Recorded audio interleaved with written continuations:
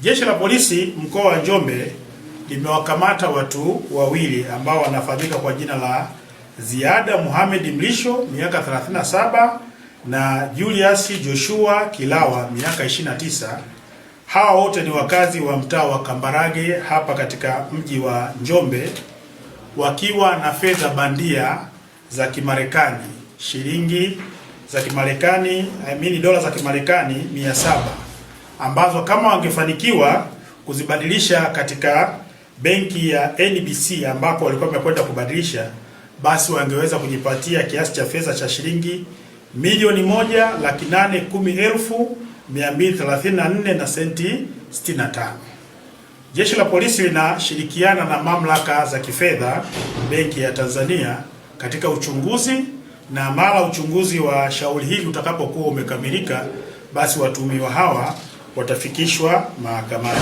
Katika hatua nyingine, Jeshi la Polisi mkoa wa Njombe limefanikiwa kuwakamata watu watatu ambao wanafahamika kwa jina la Festo Jason Mahenge miaka 48, Monica Yosia Mahenge miaka 26, Yosia Kalasa Mahenge miaka 60 na Epis Elias Tweve miaka 38. Hawa wote ni wakazi wa mtaa wa Ndulamo Makete kwa kosa la kuchoma nyumba moto ya mtu ambaye anafahamika kwa jina la Melania Robert Swallow, huyu ana miaka 70.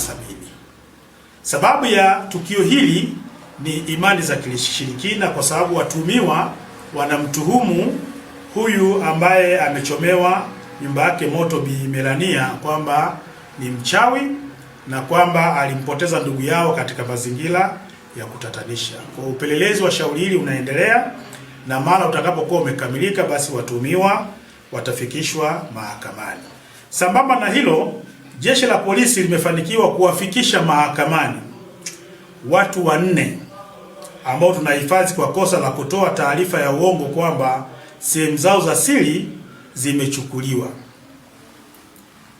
Matukio haya yametokea katika mji wa Makambako ambapo yaliripotiwa matukio 4, lakini katika mji wa Ging'ombe, wilaya ya Ging'ombe, yaliripotiwa tukio 1, na hapa Njombe mjini limeripotiwa tukio 1.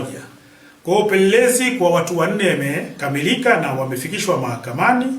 Tunaomba wananchi waache tabia hizi za kutoa taarifa za uongo, kwa sababu zinaleta taharuki katika jamii, na ukitoa taarifa ya uongo ni kosa na hatua zinachukuliwa.